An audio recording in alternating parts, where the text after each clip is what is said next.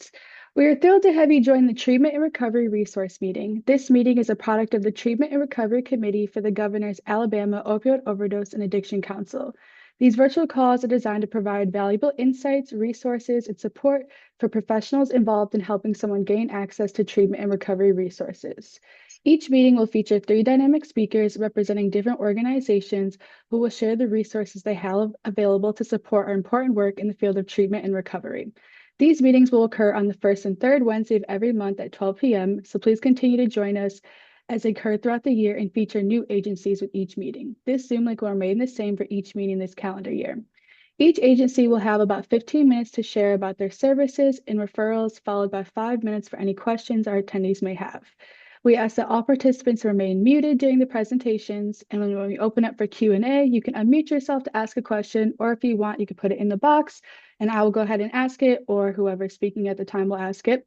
Without further delay, I'm excited to introduce the 3 agencies for today: AGAPE Life Gardens, Waterfront Rescue Mission, and Lillian Transport. So we will go ahead and start with AGAPE Life Gardens. My name is Lori Flynn. I'm the Women's Director for AGAPE Life Gardens. Kathleen. I think it muted you there. Sure did. Thank you. So Kathleen is going to share her screen, and we're going to go over what AGAPE offers and a little bit about us.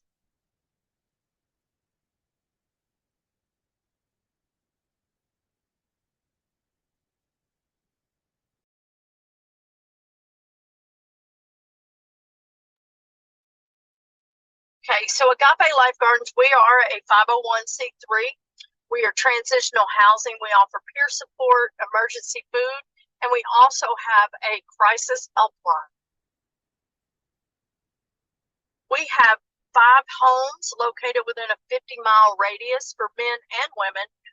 We offer affordable housing with structured environment. All of our house leaders are vested in peer support. We have access to community resources such as career readiness, health, dental. We also offer volunteer opportunities for all of our residents and counseling services. We are drug and alcohol testing randomly at all of our homes so we can live in accountability, continued sobriety. And all of our members sign a commitment, and so their commitments are employment or income. Some of them are on disability and things like that. Within 30 days, possibly through partnership. We partnership with some local businesses that have graciously offered, most of our residents employment, and it really helps not just us, but the community at large. Each one of our members meets with their mentor weekly. Their mentor is, it's picked out by the directors. The men's director picks out for the men, and I pick out for the ladies. We have daily and weekly chores to, prepare for the next steps in life. They do at least 4 hours of volunteer work a week. Church attendance is a must. We have weekly CR, AA, and NA meetings. And we also have a 12-step bookwork that is something that we did long ago, but we've kept it in AGAPE. It's not either CR or it's Bible-based 12 steps, but it helps with all the steps because basically all the steps are always the same.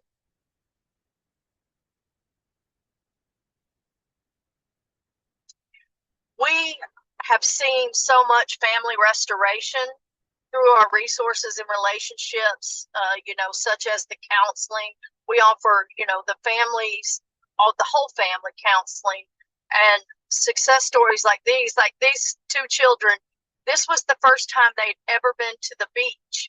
And so we try to have fun day, because it's not all about working. So we get together as a community, and all of our men and women, we have little cookouts or trips or or things like this. But this was a trip to the beach, and it was the first time these two kids got to go to the beach, and it was just incredible for them. And our home values for Agape Life Gardens is growth, and growth creates integrity. Integrity creates accountability. Accountability creates purity. Purity creates leadership. Leadership creates passion, and passion creates purpose, which is what we want to do, is find their purpose in life and help them fulfill that purpose. And again, we offer emergency food. We partner with local resources, and we provide food to those in need. So we run the Well, which is our food pantry, and we serve the community of a local community and beyond. And it's been open for a little over 2 years now, but the past year has been we've seen such an uptick in serving our community and our family, and that's what we want to do. We're changing things by community, one person at a time, one community at a time. So all of our residents, that they have the ability to come and volunteer there. This is one of the things that we do to find out where their passion is, what's their purpose.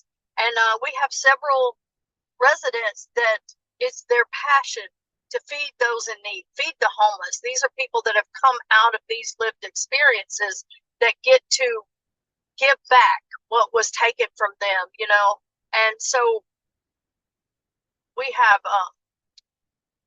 and even though we open and we serve the community once a month, we have access and we can serve them, you know, anytime they are actually in need. They call us, and we make sure we help. And so we served well over 1,000 meals between 23 and 24. This past Saturday, we served over 100 people alone. And just to see, you know, and we not only serve them food, we serve the body and the spirit, because we offer prayer to those that are coming through. And we've seen some really wonderful testimonies of what's happened due to prayer. And our crisis helpline is 855-932-HOPE. I won't forget it because Hope is my middle name. But we have a 228-page resource guide that we go by for no matter what kind of crisis they're having. And we also include the faith-based services in there. And if there is something in there, we're going to find the answer. Or if there's something not in our resource guide, we're going to find the answer, and we're going to find that resource to connect the people to the resources they need. So it's growing all the time. And that, in a nutshell, is Agape Life Gardens. It really barely scratches the surface, but, you know, we're here for the community. We're here for those wanting to live a better life. So if there's any questions, I'll be happy to give the best answer I can.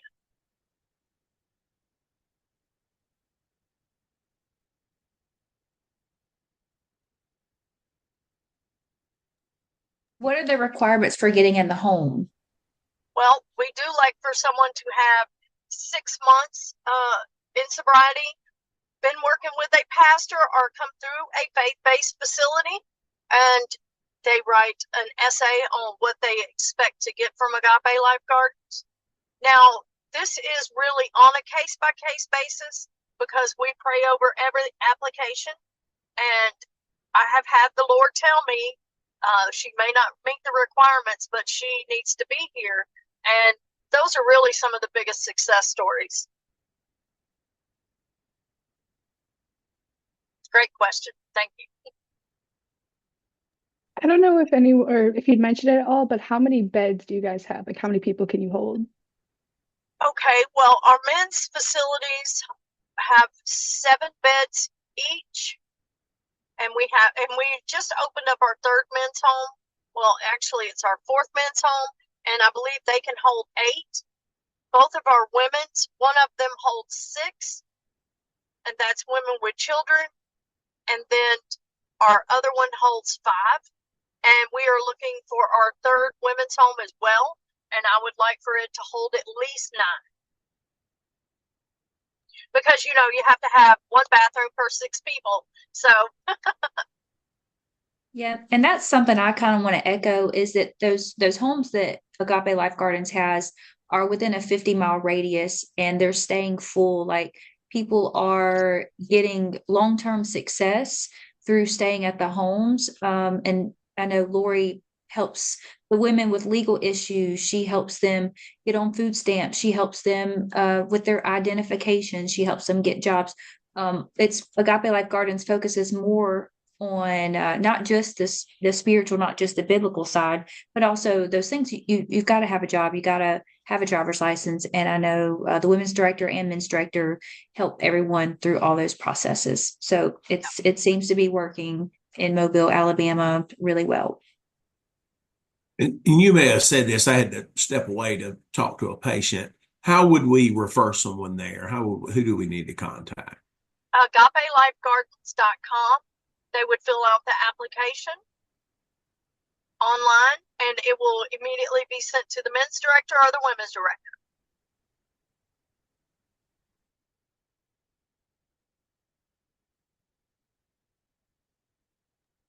Thank you, Lori. My pleasure. Thank you so much. Yes, ma'am. All right, so now we will hear from Lillian Transport. All right. Good afternoon, everyone. I'm gonna stop sharing for 1 second and pivot over to Lillian Transport. So I serve as the treasurer at Agape Life Gardens in my free time, and also vice president at Lillian Transport. Share my screen. Okay.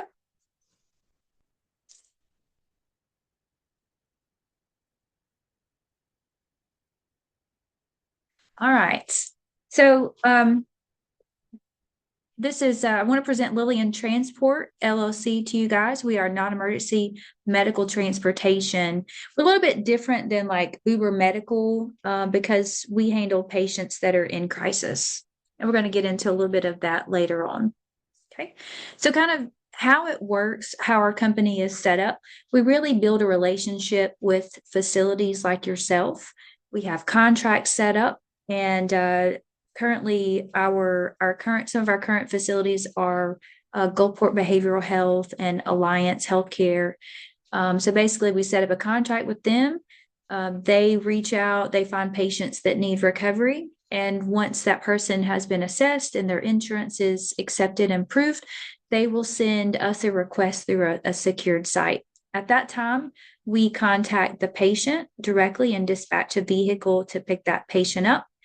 And we assess the patient's needs and begin connecting and supporting them from the time that we pick them up in the vehicle. So basically, why we're different is that our drivers are certified recovery support specialists, and we believe that the recovery process doesn't have to begin when they get to the facility, that we can start that recovery process right away. So what we do is we get a patient in the car and we'll go over our patient disclosure with them. We have cameras in our vehicle, so we have to disclose that. And then we begin using skills that our drivers have, such as motivational interviewing, and to begin that recovery process. Next, we'll send the facility an invoice on a per mile basis. Okay. So our standards, how do we pick our staff? Well, like we said before, we want to get people that understand where the patient is coming from. We believe compassion is so important. And so our staff are peer support specialists. We also do routine monitoring of background checks, MVRs, do random alcohol and drug testing, and we require minimum 6 years experience. Our drivers and our staff are trained to administer Narcan. They can do CPR. They're trained in mental health and first aid. We also hold weekly staff meetings with various other trainings. One of my favorite was we hired just for a short service, a lady that's a massage therapist to help our drivers know how to have the best posture when they drive. Sometimes they're on the road for like 8 hours, so that's important to us. Another standard that we have at Lillian Transport is our security. We want to be very secure. So each of our vehicles are equipped with cameras. They capture the visual and also the audio so we can monitor what goes on inside the cabs of cars. Our vehicles have hard tracking. They're not just on a driver's cell phone. Cell phones die, cell phones get left behind. So we've got that hard tracking within each of our vehicles to make sure that we know where our cars are 24/7. We are HIPAA compliant for handling patients' privacy. And we also ensure that patients have less of a chance of elopement. We keep the standard child locks engaged on all of the back seats of back doors of our vehicles or anywhere that a patient will be in the vehicle. Let's see what's next. So what are those peer support perks? One of the things, and like Lori, I believe, kind of touched on, is we want people to find a purpose. Sometimes once you've been in, you've had a substance misuse disorder, and then you may have charges against you. It's kind of difficult to find a job and to find something that has meaning and purpose. So here we like to hire them because our drivers, they have passion. And then this also helps the patients to begin the recovery process while they're en route. Our drivers demonstrate active listening, they demonstrate motivational interviewing, and then they are really in touch with resources in the community for that continued support. And my favorite part is that they get to share their own story of hope and healing. So our current service areas are Alabama, Mississippi, Florida, Tennessee, Arkansas, and Louisiana to date. And I was so happy I found this adorable slide. We are always on the move. And just 2 weeks ago, we opened our second location located near the Memphis, Tennessee area. So we're excited for that move. So we have been here in the Memphis, Tennessee area. I'm actually in my hotel room getting this site mobilized, up and ready. So our goal is to network within this community and to find CRSSs in this area, to hire one and kind of duplicate that process. So while we're not accessible to everyone everywhere, that's our goal, is to grow. We want to provide the service. We see there's a big need. It's just difficult when someone does want to get to treatment. They don't have those resources, they burn those bridges. And so when we can get there and get there quickly, because as you all know, there's a small window for someone to get help. So that's what we want to do. A little bit about our management. Ron Lantap was unable to be here today, but he is the president of Lillian Transport. He's also the director of AGAPE Life Gardens. He was a former director of PEER, which is People Engaged in Recovery. I hope you all are familiar with them. He's an advocate for recovery in his community and state, and has served on boards and is also in recovery, and myself included. I've got 14 years of experience in logistics, volunteer and help people as much as I can, and I'm also in recovery. So we hope that you'll fall in love with our services. There's a quick little brochure of just a recap of the things that we do. We also transport adolescents if that's something that's kind of rare. We work with the parents to make sure that they feel safe. We put them in touch with our drivers directly, and if we ever have to transport male and females together, we are careful to segregate that so that everyone gets where they need to go safely. And then we are ready for any questions and answers.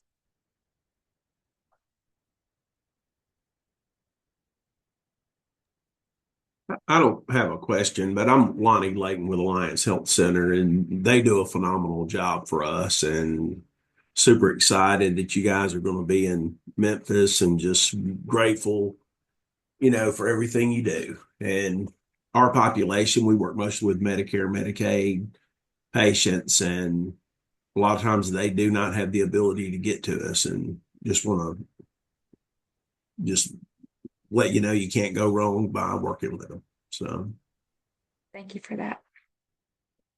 I also just had a comment, not really a question. Worked for Lillian. I worked for Lillian for a short time when they first started, and I absolutely love the premise there, what they're doing, how we are helping people with substance use disorder and mental health issues, because a lot of times substance use and mental health go hand in hand. And also the training she was talking about with the posturing. I work for people engaged in recovery now. I was at that training and I still use how she told us to sit. And it is amazing because it really does help when you're driving a long way. And I love Lillian Transport. And I do have a question. Do y'all do local Medicare and Medicaid appointments? We did. So we actually have $5 million in general liability insurance, which means because we have to pay more, we have to charge more. And it didn't make sense for us to do the Medicaid. So we are set up, we have done it, but we changed our business model a little with the state of Alabama. Today, I am looking into Medicaid for Mississippi to see if that's something that would make sense. Okay, wonderful. Thank you. You're welcome.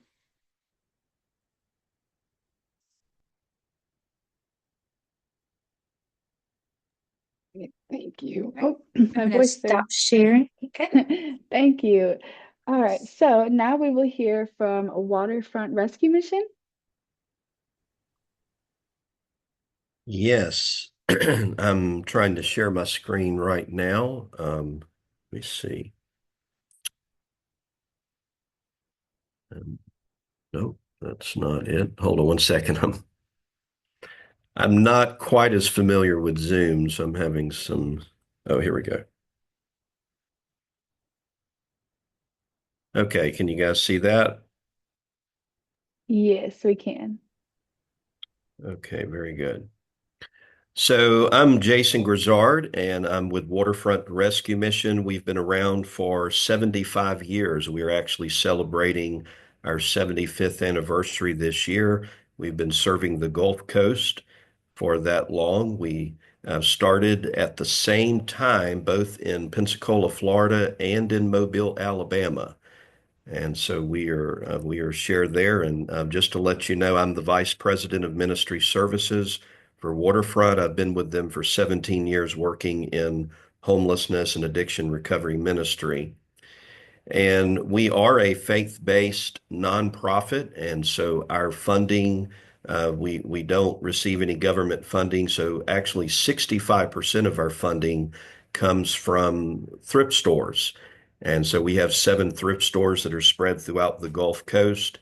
And so hopefully you've had the opportunity to shop in one of those. And the other 35% of our income comes from either individuals, institutions, or churches, other businesses who give to us. And so we're very grateful. We rely on the community and always have. And so we are definitely a faith-based entity. And our goal is really about hope and healing through the gospel of Jesus Christ. Our philosophy is really about the whole person. And so that is our goal. Our mission statement is to demonstrate God's goodness by providing rescue and recovery services in Jesus' name. And in that, the rescue portion has to do with homeless services, and the recovery services, of course, speak for themselves, which we'll talk about in just a moment. In 2023, this kind of goes over some of the impact that Waterfront has had. But in 2023, we were able to serve 3,368 non-duplicated individuals across our network of ministries. And we also served almost 63,000 nights of shelter. That includes, again, both rescue and recovery beds. And we were able to serve 168,000 plus meals. And we don't have all of the stats up here, but a couple that we're very proud of that God has given us the ability to see some positive outcomes in. We were able to see 99 individuals go into permanent housing in 2023, which was a really significant piece for us. And because we are a faith-based entity, we also celebrate spiritual decisions. And so for us, that's professions of faith, those who make a commitment to follow Jesus Christ. To give you an idea of where we are in 2024, we are seeing numbers that are between 7 and 8% higher than what we saw in 2023. And so we are already on track thus far this year. In fact, we're well over 3,000 individuals served uh, as of today. And so just to let you know, and this was for of all of last year for 2023. We've had 75 years, as I've mentioned, of developing a comprehensive plan to serve the Gulf Coast community. The guy in the photo here is actually one of our success stories. His name is John, and he's someone who actually came through our recovery program a number of years ago. He has been reunited and restored with his family and his children. And he's doing well in business, and he's been sober and clean and fully restored for I think about 5 years now, and so he's been doing very well, and so we're just very excited about the opportunity. So on the rescue side of things, as it relates to homeless, I'll go through this real quick. We offer day services. It's kind of a one-stop shop for the homeless, both at the Mobile Mission as well as Pensacola. We also offer overnight shelter and then veteran services. About 13% of everyone that we serve are veterans of the U.S. Armed Forces. And so we have some programs and services that are set aside for them. Then we also offer a work training program for those individuals who are not employed but are looking to get back into the workforce. And then, of course, those who are chronically homeless. And this is actually one of our success stories out of Alabama, Dakota, who is a work training graduate, and he's doing well. And we've seen some great success from him over the past few years. Our model of at our day services is to be more of a low barrier. It's essentially kind of a come as you are. And then our overnight shelter, we do have a few barriers for the safety of those who stay with us. We don't allow sex offenders into our facilities, no one who's heavily intoxicated. And then after you've been there for a while, our goal is to get you into one of our programs, one of our short-term rescue programs. If someone is not interested in any of our programs, then we do charge them $10 per night after they've been there for 10 nights and after they are not interested in any of our programs. But our philosophy and our goal is that we want them to go into one of our programs because that's where we really see the case management, the long-term success that I just described. And again, as I mentioned, of our model, this guy in the photo in the blue shirt, this is actually one of our other success stories. He's praying with a guy who's in our program, but the guy in the blue shirt is someone who came through our addiction recovery program just a handful of years ago, and now he's a chaplain working with us, and he's done a great job. And so again, our goal is not just to provide shelter, but to give them a step in the right direction and to move them forward to be a contributing member of society. We did expand some services for women in Pensacola. We actually just launched an initiative called Hope for Her, where we are actually now providing overnight shelter for women at our Pensacola shelter. I'm actually in Mobile today, and I'll actually be carrying a couple over to our Pensacola shelter who somehow ended up from Polk County, Florida, all the way to Mobile, Alabama, and they're looking to get a place to stay and get back to Polk County because of the hurricane. And so we're able to kind of connect them. As you guys know, it takes a lot of different locations and a lot of different services to get people from one place to the next. And that just kind of gives the breakdown of the different services for the women. We have 49 beds that are set aside for women at the Pensacola facility. One of the things that we also have available in both Pensacola and Mobile is we have the Aruka Medical Respite Center. We just entered into an MOU with Mobile Infirmary.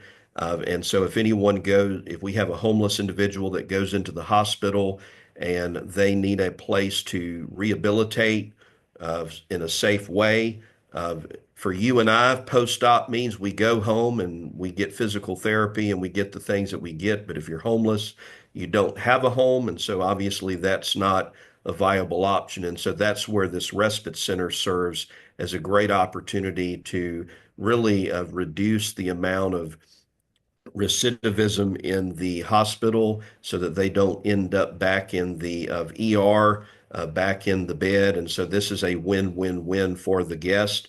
This does not cost anything to the homeless guest who comes and stays with us. In one of this is actual of a photo of our respite center. And so we are working with the hospitals directly to release these individuals to us.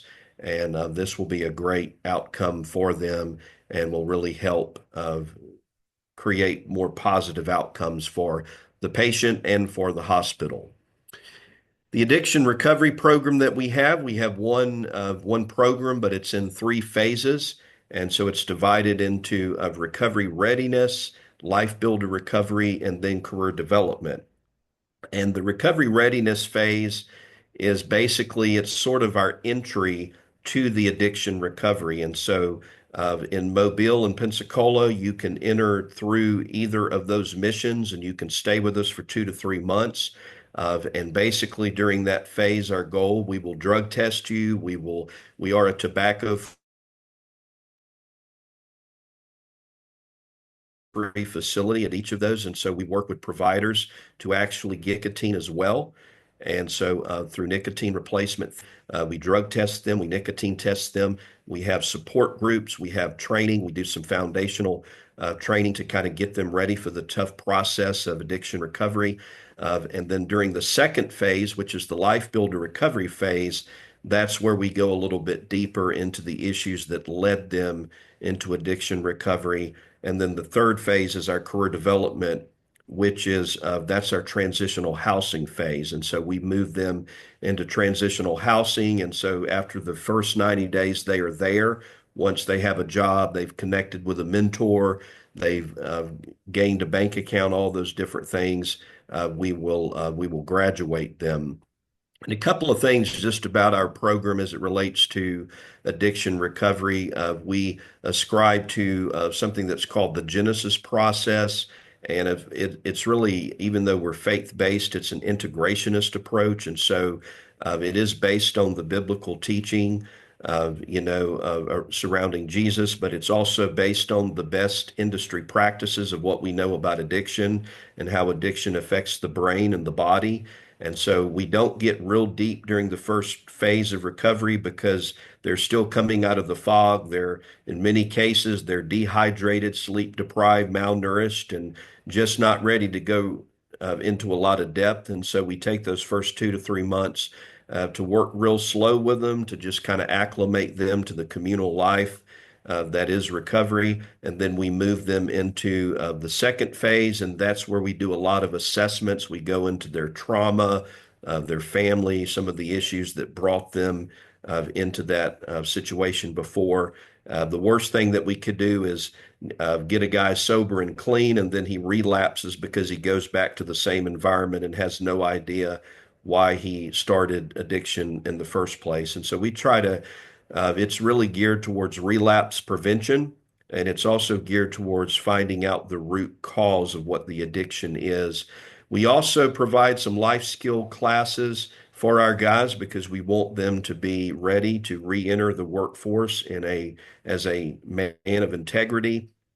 And so we do that. We also teach them about balancing their work-life balance. And so that's always a challenge. And so when the guys are in the second phase of recovery, we have a time of recreation that's set aside for them each week where they go out and they do something fun because we have to teach them how to have fun in the right way.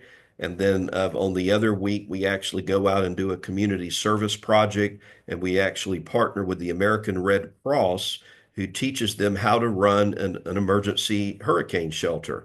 And so if our guys have to evacuate to a hurricane shelter, as hopefully we hope that we never do, but we probably will at some point, if they do have to evacuate, they will already be trained to volunteer and to kind of help support the staff that is there at the shelter. And this is a certification that they can use anywhere that American Red Cross is located. And here recently, they were actually able to work with putting together relief bags for the ones down in Florida because of the Hurricane Milton disaster, and then in the southeast with Hurricane Helene.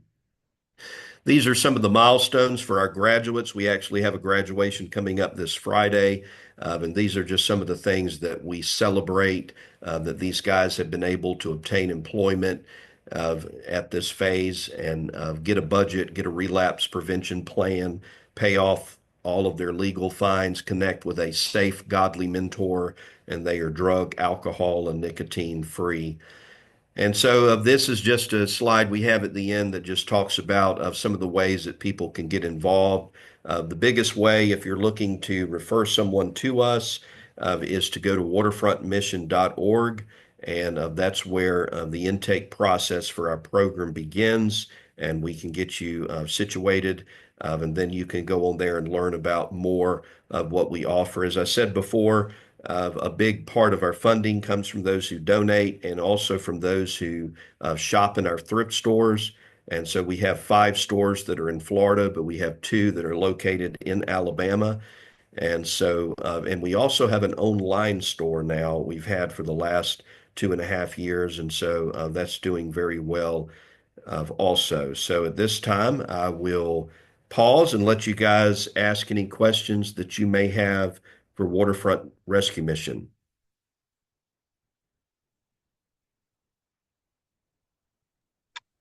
I have not only a question, but a statement. So I refer a lot of people to the Waterfront Rescue Mission, and a lot of friends without homes and people waiting to get into treatment to your facility in Mobile. So you have how long of a program in Mobile?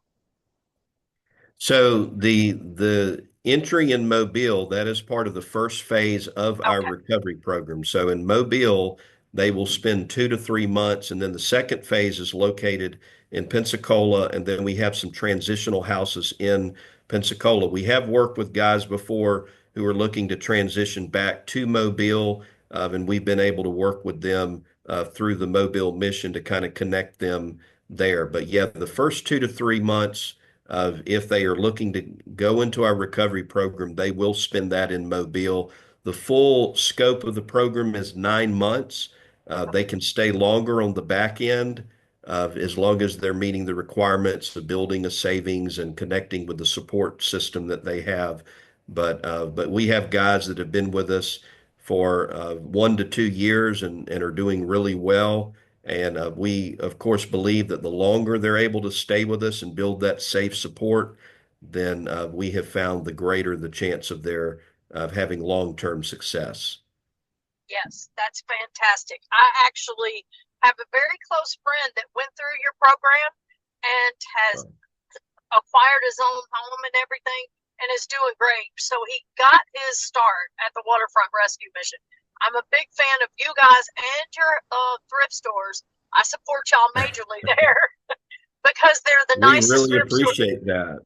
Absolutely. I went in and got a pair of shoes, and there was scripture in one of the shoes. I love that because at the time it was exactly what I needed. And so you guys are doing a phenomenal job. I absolutely love what you're doing. Thank you so much.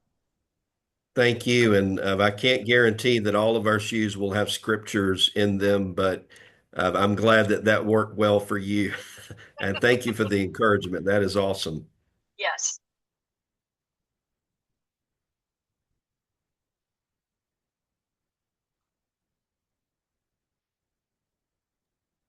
All right, thank you, Jason. Okay, so we will go ahead and wrap up. So thank you for joining. We hope you were able to learn something new about a resource available to you in Alabama for treatment and recovery. We'll be taking a break for the holiday season, so please join us on January 15th for our next virtual meeting. In the chat box, I've provided a link so you can submit your email to get reminders. Since I'm the new person taking over the calls, facilitating them, we'd like to kind of set up more of a reminder system so that way more people are able to be aware of the calls and everything. So if you could just put your first name, last name, and your email in that link, there's a form. I would greatly appreciate that. But that is it, and hope everyone has a great day. Thank you, everyone.